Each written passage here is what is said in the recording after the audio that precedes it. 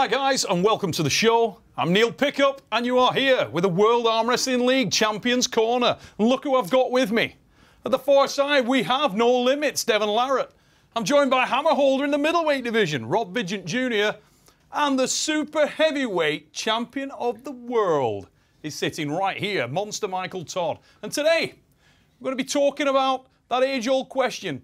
And as I said to my missus as I got out of that waterfall in Finland, does size matter? So guys, you know, we're going to start with Devon. Devon, biggest we've ever seen you, mate. 277 pounds of pure man. And yet, I got a guy over this side who could probably beat you in a hook. Oh, come on. We've seen middleweight. You've never All he's got is seen... a Kingsman. Whoa. Are you willing to back up anything that you say with money? Look, joking aside, we've seen guys this year move from the middleweight division, case in point, Todd Hutchins, and test your bicep. But not test me. Test my bicep. Does it make a difference how big you are? Is there that limiting point? Well, everything is a factor. I mean, what you lack in other components can be made up for with pure size. Yeah, like, it's always a bonus. It's a multiplier. But, I mean, sometimes size comes at a cost, which, you know, there's that size where it just starts to get softer, you know, which is not ideal. So, yeah, as long as you don't get too Where's fluffy. your optimum, mate? Because we talked earlier on, you were saying you sacrifice health for size. Yeah, I mean, I've learned a lot of things through the years.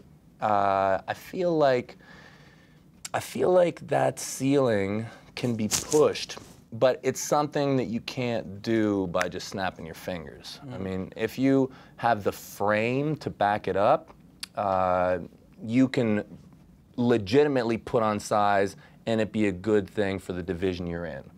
Now, if you're 5'5" and you're putting on more and more and more mass, while the 300-pound version will likely beat the 250-pound version of yourself, you will likely not do so well competitively as you move up categories. Like Tony Katowski, didn't do great when he moved up to the 195. Do you think that was more down to leverage, though, mate? I mean, obviously you got an example here. Rob, that's exactly what I'm saying. That frame. Yeah, you have that frame at 225. Right. So if you have the frame, you can fill it out. But there's like a place where in your weight division you're probably going to do well. Now I'm saying Katowski at 195 will probably beat Katowski at 165, but Katowski at 165 likely wins the division.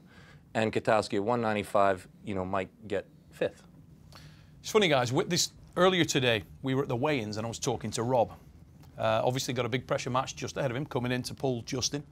And you said, look, let's talk about guys back in the day if we're talking about weight, because Michael Todd, hammer holder in the super heavyweight division now, I'm looking dominant in that role, arm wrestled me at 198, if we go back far enough. Oh, that's right. Yes, he did. And when we look at the history of some other heavyweights who we saw smaller, Denis Saplenkov, case in point, yourself, you used to arm wrestle just above the 200-pound mark. And the then lightest 220 was the lightest I ever. Worlds 220, yeah. 220. 220 worlds, yeah. And now far bigger. We saw Todd arm wrestle right down at 200 pounds. He's moved up. He's got into the heavyweight division, and he's not lacking horsepower. Also, Todd hasn't got an enormous frame. Yeah, but you start to, at the elite levels, you start to miss things like hand. Well, I mean, that's what Todd was talking about. Todd was saying that, yes, it's easy to be competitive against the heavyweights, but it's hard to crack into the elites. Yeah. Right, with his frame. He's not gonna lack power against anyone, but he's gonna lack leverage. There's gonna be things that he just doesn't have.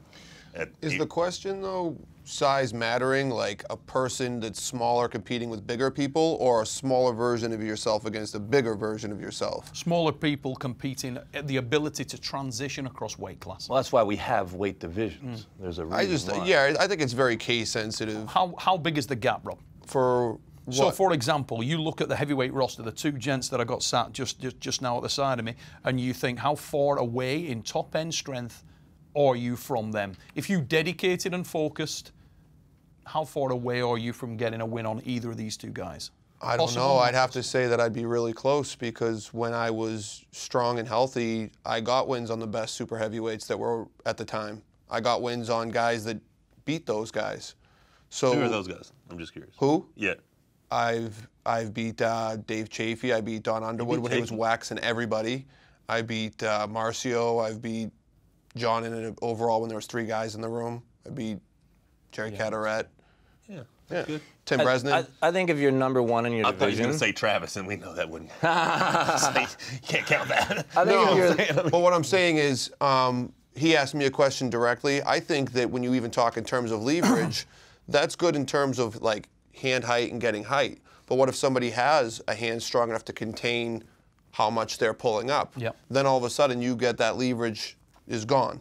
You see somebody like Engin Terzi, a lot of people we talk about him, that this part of his hand was so strong that he could keep people from rising on him even though they were longer. Or Rustam. Rustam could go and compete with guys that were much longer and bigger than them. Svetan Gashevsky, another case in point, wins on Alexei Vovoda when he weighed 150. Yeah, so it's an a whole individual lot basis. easier if you are bigger. These people are exceptional, and they're It's still case sensitive. Well, yeah, that's they not, still that's have. not a 200-pound man's hand that you have over there either. No, I mean, bigger than it's mine, case and I'm, sensitive. That's not a human being's hand. Right? It's hard to say that if you didn't enlarge Rustam just proportionately by 50%, that he wouldn't be much more competitive. Yeah, there's no argument at all that if you take a person and make them a bigger version of themselves, if there was a 250-pound version of me, it would be a better version of me. But I think he's saying, like, to the general public, how plausible is it for, like, a 176 guy to compete with 225 guys? Is he just doomed by his sheer lack of size, or is that, like, plausible? And You're looking at outliers. It's case sensitive. Very yeah, there's small I percentage. think It's it's a the small weirdos. percentage of people that would be able to do it. your Denny Dubrails or your Dave Pattons or your Engins or, you know, those guys like that can just bump weight classes the whole way. You'll get those guys. Because, I mean, an ultimate case in point to illustrate that would be Oleg Zoik. Yeah. Because of the fact But you can't count that either. Yeah, and that's he's got a super bigger weird. hand in Heavyweight form arm. than he has, anybody but you yet. very much can count it because of the fact that he's gifted Yeah. by having a lever which enables him to literally outmass his opponents regardless of his body size. I think a more realistic case would be like Zoloev. Zoloev will go into tournaments and win overalls or beat guys like Semerenko. Semerenko's a giant, athletic, muscular, 250-pound dude, and Zoloev will get in there and horsepower for horsepower beat him in a hook. Yes. Yeah. So I think that's more realistic than a guy who's a mutation. Engin Terzi used to make a living out of coming over, pulling 5 weight classes, weighing, I don't know, a 147. Dave and Patton. he'd go up fat patterns. Another one. John. Right. Who's the other guy? Andreas Andreas Rundstrom? Rundstrom. You know? Yeah, but you got to be like that, 0.01%. Yeah, you're the weirdo of the It's weirdos. not common. It's not going to be like, oh yeah, this 175 guy can jump up and pull a 225. Predominantly, if you get a It's just- smaller guy pulling in a bigger guy's class, he's going to struggle unless he falls into that weirdo category, which is why there's weight classes. There are the weirdos that do it, but it's not common. One question we were sent online was around, do you think that the weight classes are harder, and we're going to come to you individually on this, do you think the weight categories are harder because of the depth of competitor in middleweight versus the depth of competitor in the extremes? The case in point, if you are a lighter person than the mass majority of the general public, male or female, is your competitive set thinned out and therefore the level is not as hard?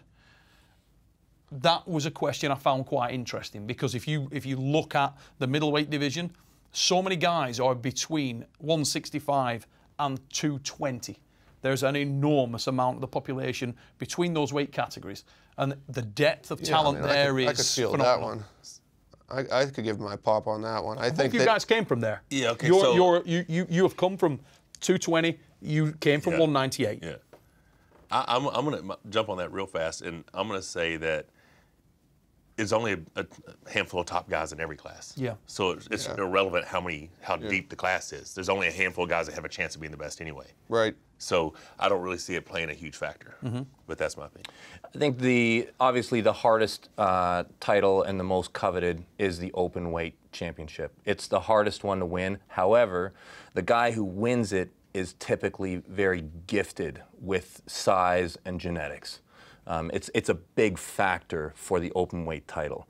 I would say that the most difficult class to win, because you have a genetic or size cap, is probably the one that has the largest population that sits in it. So I would say if you are an 80 kilogram or 85 kilogram person and you find yourself a world champion, it is guaranteed that you are one hell of an arm wrestler. Whereas you can be the best in the world and actually just be a really, really strong person.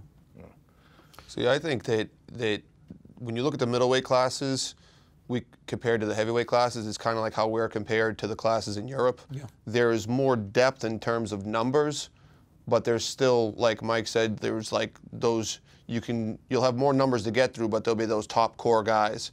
As opposed to like the heavyweight, you can get to a top number of the heavyweight, like maybe break a top 10 in North America, but those other 10, the gap is just as big to break that. Like you could be a good heavyweight in your region, but to break that core group of top heavyweights, the gap is just as big as it would be in the middleweight or the lightweight. Does technical prowess diminish as you go up in the weight classes? Yes. So when you get to, there is a trade-off when you get to a certain weight class, and somebody who this has been really levied at a lot recently has been Dimitri Trubin. You watched him when he was pulling lighter weight categories, 95 kilos, just above. Very technical, very sound puller, very complete. Moved into the supers, all that seemed to go out of the window. I disagree with you. I completely disagree. Yeah, I know what you're going to say. You're going to say, yeah, you're discounting who he's arm wrestling That's against. right. Right. Are you really? Yes. Why? Because I think Dimitri Trubin, if given those same opponents, is going to make them look even more silly now. Right. I think that Dimitri Trubin already proved that he was a hell of an arm wrestler. Was he just not strong enough? That's right. Against those four guys that pulled better was guys. against. I don't care how good of an arm wrestler you are. If you're just not strong enough, you're not strong enough. No. Right. And listen, it's not like, so the thing is what are these advancements going to give you? Yep. Like if you're at a technical 95%, you know, and you spend so much energy to get it up to 100, whereas if you're at like in the super heavyweight division, that strength cap is completely unknown. Yeah. In a weight category, it's like, okay, you got 80 pounds of clay to work with, or 80 kilos of clay to work with, you know? And there's a kind of a limit to the strength that you can do when you're in weight categories. But when you go into that super heavyweight division, it's a different game. It's super heavyweight arm wrestling required. And Dimitri Trubin, when he went there, there's been a few times that he didn't look so great.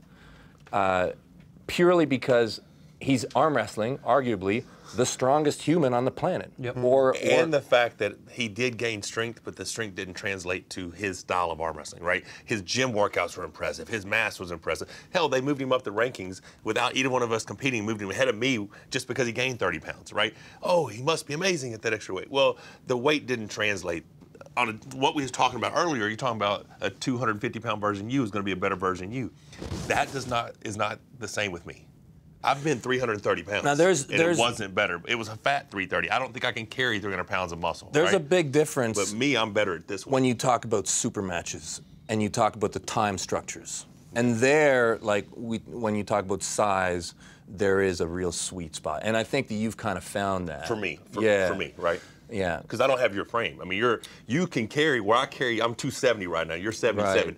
You could be 290 at your frame. I could probably be a bit bigger than you. And it's still, you're gonna still have the same abilities that you do now. I was too big. Like I was unhealthy for me. I was strong in the gym and I was the strongest I'd ever been at that previously. But now since I've treated myself more like an athlete, and you're a I'm bit of a unique case as well because of your style. Yeah. Like you have that bleeding style where, you know that if you can make it about endurance and you have a hard enough stop that it's likely going to go there, that you can kind of tailor your training to, like you're a unique case. For people who don't have the King's move, or it's not as, endurance isn't as big of a factor, I don't think. I think, King's move style, it's so much more about endurance. But what you're Guys, saying, we got to wrap it up, Okay. but as you can see, we got these boys talking. This is an engaging topic. Let us know your thoughts. Let us know. Does size matter? If you think it does, let us know. We'll see you soon.